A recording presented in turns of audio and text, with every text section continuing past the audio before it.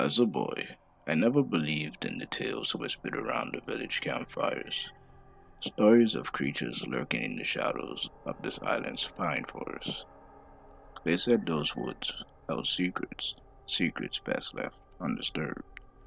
But curiosity, as it often does, got the better of me. So I made a couple calls and assembled my two best friends, Alan and Vernon. I first met Alan in elementary where he would constantly get his ass in a whole lot of trouble, and I was the friend who would later join him. My initial encounter with Vernon came around relatively recently as I entered middle school. He's a good kid, but a bit on the shy side, constantly avoiding conversation with anyone he wasn't familiar with. Then there's me, the more rational one of the group, but that doesn't stop me from feeding my morbid curiosity. We were a trio of kids who were always drawn to any legend the Bahamas had to offer. You see, around this time, there wasn't much else to do but to entertain your imagination. Although I considered myself a skeptic, I was also very poor, very bored. What do I got to lose? Hence why when my history teacher gathered us around and told us about the myth of an entity that roamed these woods, there was nobody more willing to prove that old folklore wrong. The Chichorni, he explained, was an abnormality, a creature who possessed the head of an owl, but a body similar to man. As the rumor have it, if you were to ever come across one, you must treat it with a well of kindness and respect if you hope to have a brick of gold laying on your porch, or perhaps stumble upon a scratch card with winning numbers. Good fortune. However, treat it with cruelty or ridicule, and well, you get the opposite. A loved one suddenly passing, or a pair of talons at your neck. Who knows? Some thought of it as a guardian spirit, while others claimed it was a harbinger of doom. But to my friends and I, it was our only chance at luck. The air was thick with anticipation as we ventured deeper into the pine forest, our footsteps muffled by the carpet of needles beneath our feet. It was a late autumn evening, with the sun dipping below the horizon, dimming the Androsian sky, casting long shadows of ourselves amongst the clearings. As we walked, our senses were assaulted by the sights and sounds of the forest. Branches overhead swayed in the gentle breeze. A distant call of birds echoed through the trees, creating an airy symphony that sent shivers down our spines. But then I heard it, a faint rustling in the underbrush, followed by the soft hoot of an owl. I turned to my myth-busting crew to confirm I wasn't imagining things. While I don't believe we'll actually find some mystical bird man, these forests are home to creatures that might be even more unsettling because they're real. I think this is a good time to turn back, Brendan suggested, as we all began to stumble backwards, almost falling on our asses.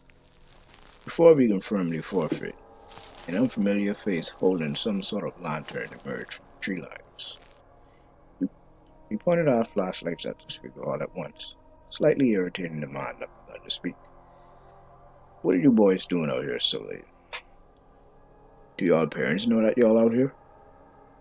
Standing in front of us, eyebrows forward as he gave us a stern look, a mix between disappointment but even more so confusion, was Mr. Comer, our history teacher.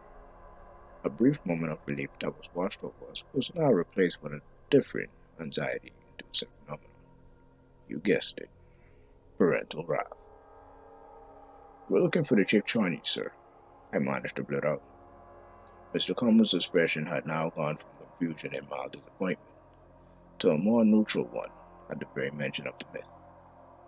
At first he stared at us for a moment, and we were at this weird standoff as we wait for him to send us back home. Except he didn't. He turned his back to us, now facing the direction he popped up from, and began taking a few steps before he turned around and said, "Well, what y'all waiting for? Let's go find us a chick shorty." We looked at each other visibly puzzled, but followed anyway. We were just hoping that maybe this meant we won't be getting our asses handed to us from our parents. As we trailed behind our trusted educator, I noticed something, and I'm sure the others did too. It was one of those things that was universally understood but never outright spoken. Common sense, one might call it, but Mr. Como was being anything other than common. He steadily trotted ahead of us without saying a word or giving a glance at the occasional stumbling that was happening behind him. Not to mention, he was walking way more ahead of us than what was necessary for guidance along the forest. He wore a very different aura than his usual self, or at least what we know him as. You see, Mr. Como was a teacher, yes, but we've always sort of looked up to him in a strange but wise grandfather kind of way. Gentle, knowledgeable, stoic, but also very caring, which in this case, he was falling quite short of his normal standard of compassion. This threw me and the boys off, but I just thought maybe he wasn't talking because he's not trying to attract any animals nearby. A fair play. Or maybe he's just taking a far lead to be the first to spot any dangerous wildlife should we encounter any. Maybe the old man was going a bit senile and was losing some of his senses. I reached for a lot of different explanations, but none of them could I really ever be satisfied with. But what do I know? I'm just a kid. He must have been forest diving for quite some time, is what I assumed from my flashlight flickering away its final branch before giving out on me. Tired and most importantly sleepy, I looked around at my travel buddies and saw that I was the only one dragging behind the body.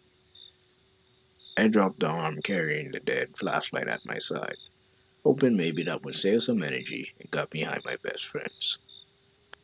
We were approaching a wide clearing, and I was thinking this was a perfect time for a little break at the very least. I realized quickly that isn't what Mr. Comer here had in mind, as he slowed his pacing. All of the lights we possessed scanned the area, exposing tents, campfire wood, and a statue of some kind right in the middle. I've never been this deep into the woods, so I didn't think people ever camped out here. By the looks on Island and Vernon, neither did they. We followed behind, moving cautiously, and just when we were nearing the center, we got a better look at this camper's grand centerpiece. It was a statue that resembled the mythical creature we've been scaling these pines for. Head of an owl, and a humanoid figure with hands outstretched as if it was receiving something. It was then when Mr. Comer came to a sudden stop a few steps ahead of us. There he stood, directly in front of the sculpture, as if he's contemplating something. Just as sudden, he faced us for the first time since we ran into him. He had this deadpan look on him, as if he'd gotten really serious about something, and stared through us with a cold gaze. They're here. And just as those words left his mouth, the surrounding tree lines were filled with huge pairs of eyes looming around every corner of the clearing. We stood there frozen, the situation getting even worse when these owl heads fully came into view, eyes glowing at us with intense glares, watching us. We weren't too scared because we all just assumed that maybe there was more than one Chichordi, which was off-putting, but we didn't come this far for nothing. What actually terrified me was what's about to happen next. The moonlight beamed down on the man standing before us, never taking his eyes off to acknowledge the entities that were now closing in from all sides.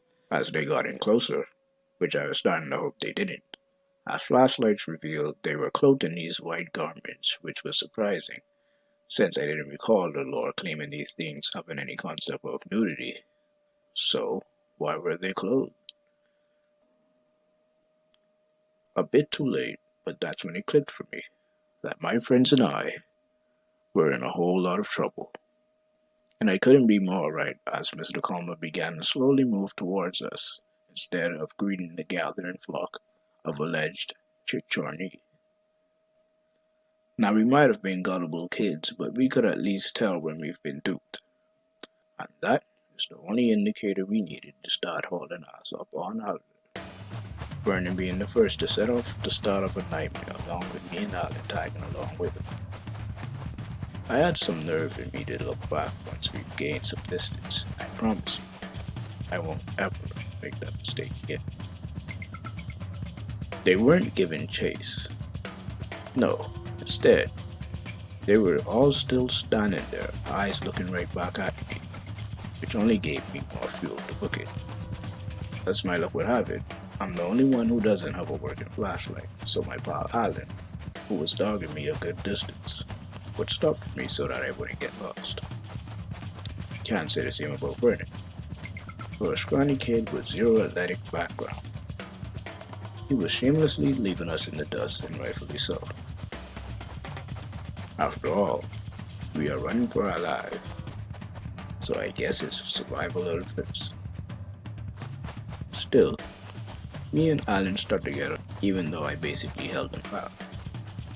I guess that really showed the strength of our friendship, before I can truly appreciate the sentiment. A blood-curdling scream wrung our eardrums from up ahead.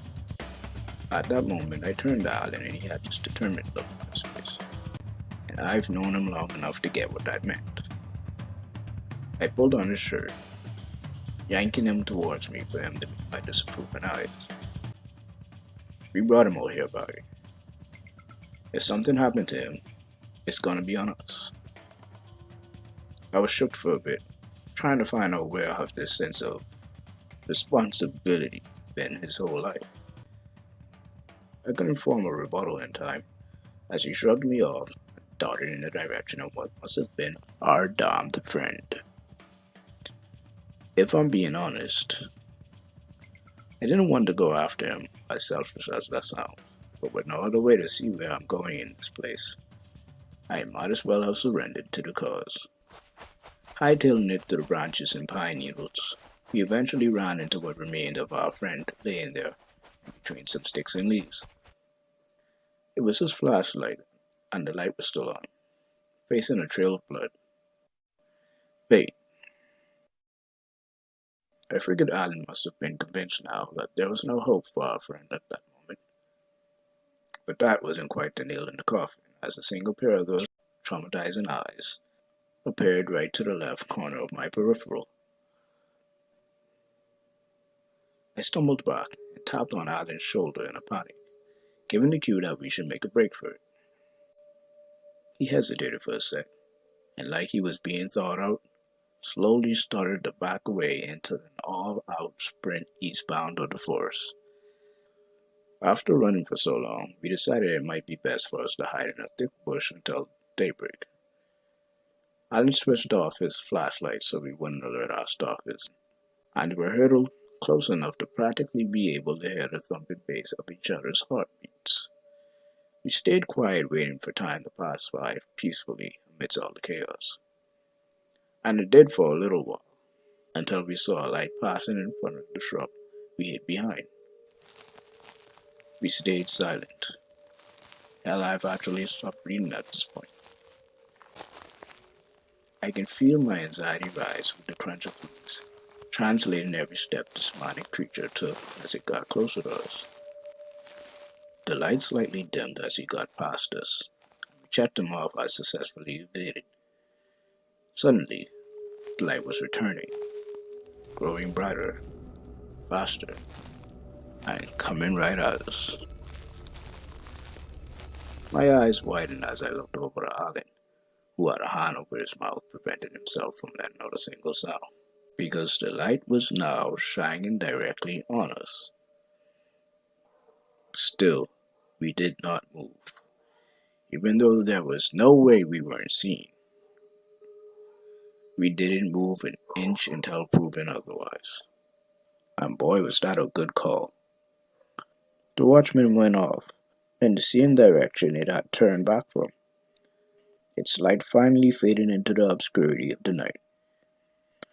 I got the feeling that we wouldn't want to loaf around here in case he comes back this way. In case it comes back this way. Or whatever it is. We reluctantly move our limbs that were still numb from the primal fear we've just endured. Stepping out of our safety, Alan hit the switch on his flashlight, which was aimed at a tree, which reflected just enough light to give a full view of the person who now has a knife in his neck.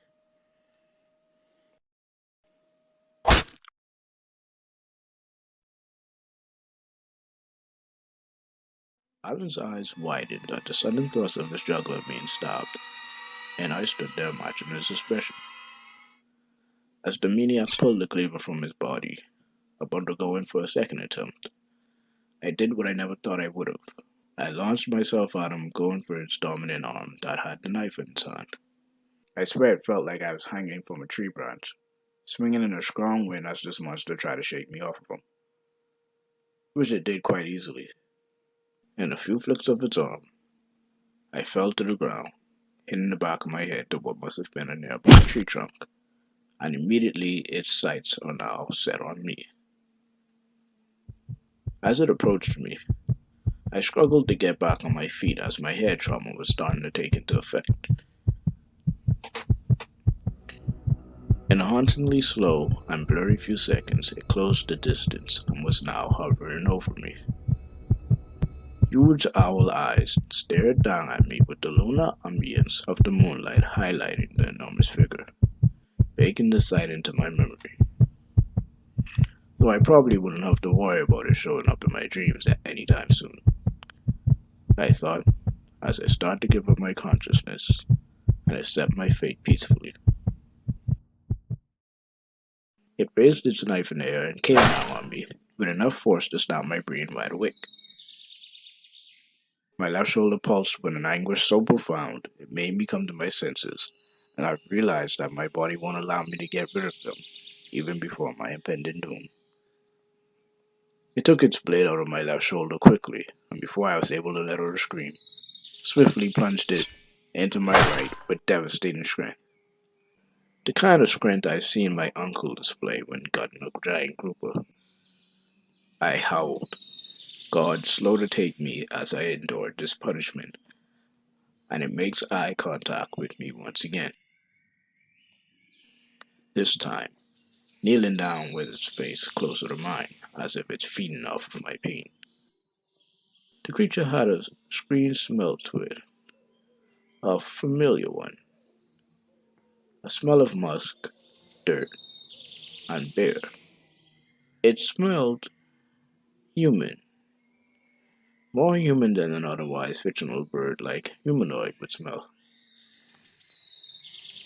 What did it matter anyway? Human, monster. What's happening right now isn't just some folktale. It's as real to me as the stainless steel impaling me right now.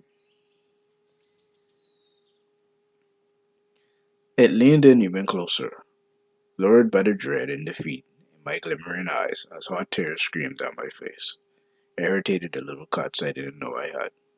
I started to think about my mother and how she always told me to never believe everything I hear or everything I see. Daily ramblings were the same as yesterday's paper. You see, I already heard this so many times, and so I tried to verify things. Lived my life doing so. What I wish she would have told me was that there was some deranged cult hidden deep within Rockland Pine Forest. Now that would be something even I would not care to validate. Or perhaps I'm just speaking in hindsight, a bit of wishful thinking. Who knows? My short life began to flash before my eyes as the Jictron raised its knife out of me once again. I was about to finally end me when a hurtling rock collided with the side of its face, knocking it unconscious, hopefully dead. I snapped my neck in the direction the rock was propelled from. Then my eyes witnessed a view that scarred me far more than my close encounter with death. There Allen limply stood, pressing his hand on the right side of his neck and gurgling, choking on his own blood. I was petrified. After the initial shock at the state of my best friend, I sprung up, riding with agony and the deepest regrets. I ran over to him while pulling my shirt off with the intent of using it to apply more pressure on the wound and stop the bleeding. Something I saw on one of my mom's cop shows. When I got up to him, he gave me a knowing look as I flapped some dirt off of the singlet and handed it to him. He took it with his free hand and quickly slapped it to his open wound. Even in that swift motion, I could see that he was bleeding bad. Real bad. But as long as he keeps the pressure on the wound, he should be okay, right? Wrong.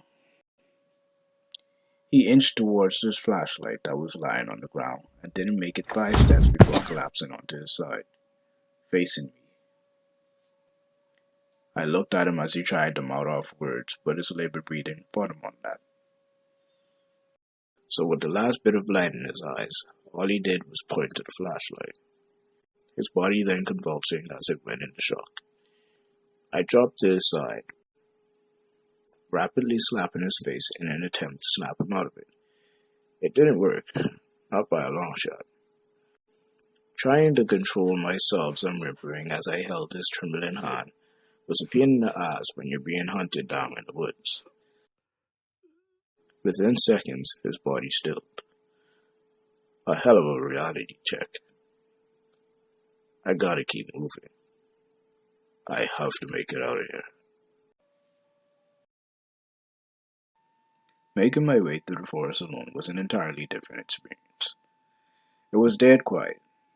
No bird calls, no chirping crickets, just endless woods and darkness, with Chitrani impersonators after my head. How can they just pop up like that? Do they really know the forest that well? Are they just everywhere? How many of them are there? Why are they doing this? Why is Mr. Coleman with them? A flood of questions ravaged my mind, filling the silence of the nightly outdoors as I ate my body around it. I'm sleepy. I'm bleeding. I'm shirtless.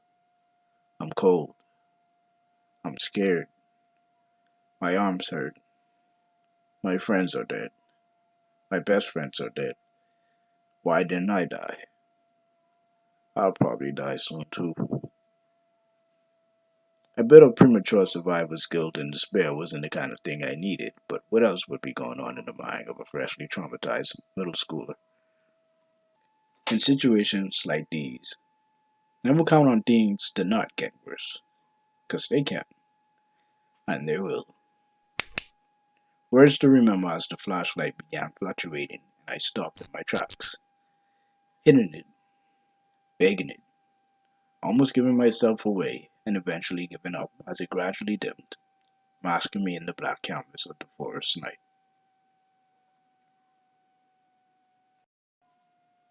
I woke up to the chirping sounds of woodpeckers and the croaks of frogs as sunlight burned my dry eyes. For a split second, I thought it was all a dream. None of this really happened. My friends are okay. I'm okay. But when I rise up, a shooting pain in my shoulders told me otherwise. I got up and made a break for it, eventually coming across Brennan's flashlight, which hinted to me that I was going in the right direction, and I didn't stop until I made it to the forest exit. When I made it into town, the stairs I got sent flashes of last night in my head as the events started replaying themselves over and over again. Although all the attention was probably just reactions to the twin gashes in each of my shoulders. Shit, they even tried to stop me, but I wouldn't budge. I have to let the local police know what happened to my friends. So I burst into the police station, putting every official on standby as they taken this out of me. In one breath, I was trying to explain everything that happened and how my history teacher was the ringleader in ambushing us out there in those forests. They promised me they'll find my friends and call me an ambulance. While at the hospital, I answered questions about when me and the gang met up and the areas of the forest that each murder happened. And because I remembered the trails, I was able to give them somewhat accurate directions that would lead them to the spot where we were attacked. I received stitches and bandages and was released the next day. I stayed with my uncle, and he never visited in my short stay at the hospital. He was always too busy working to give significant concern for anything else. He did do a checkup call, though. He even sent some warm clothes to brave the chilly night later. So at least that's something more than what I had expected. My mom didn't get the news yet, and I didn't know how I was going to tell her. I just know she'd take the first flight back here, and she'd have questions. Questions that may require me reliving that nightmare another time. As I opened the front door, I heard the local news coming from the living room TV. I joined my uncle on the sofa, and I practically glued my eyes to the screen when it got to a segment that was about the search for my friends, and how the police haven't found their bodies despite the directions I gave them at the hospital. My uncle placed a kind hand on my back as I held my face in both of mine. But then they mentioned that they have a suspect in custody, and my hopes were quickly revived as a certain teacher came to mind. For no reason, I turned to my uncle and noticed he had a nasty cut with deep bruising on the side of his head. Guess I wasn't the only one having a rough time. He saw me eyeing it, and I didn't want to be awkward, so I asked him how he got it. Figured he finally met his match on the old creek. Oh, this? I fell down trying to help your auntie Laura move some furniture down the stairs. I nodded, remembering that my aunt was indeed moving out of her old place. He then asked me to tell him all that happened during the incident. I gave it some thought, but then I realized I'd prefer to keep it blocked out for a little while longer. Sorry, Unc. Can I tell you later?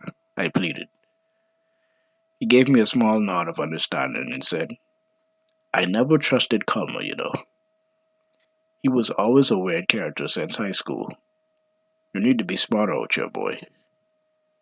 Then he got up off the sofa and was about to make his way out of the door.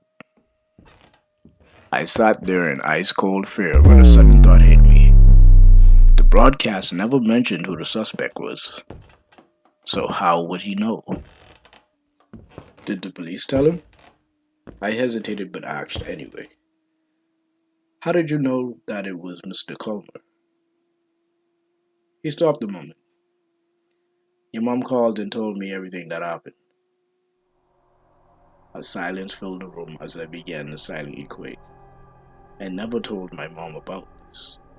She's far out of the country studying in Canada. Maybe it was the police who told her. Maybe I'm just paranoid. Okay, I just thought you didn't know.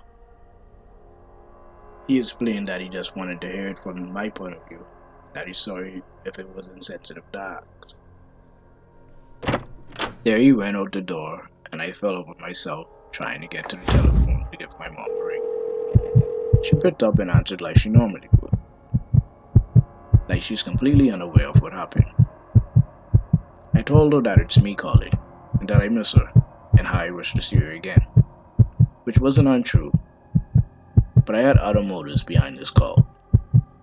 She reciprocated my words and proceeded to ask me something heart-stopping. Something that I never thought would induce me with absolute dread. Have you and Ellen been staying out of trouble?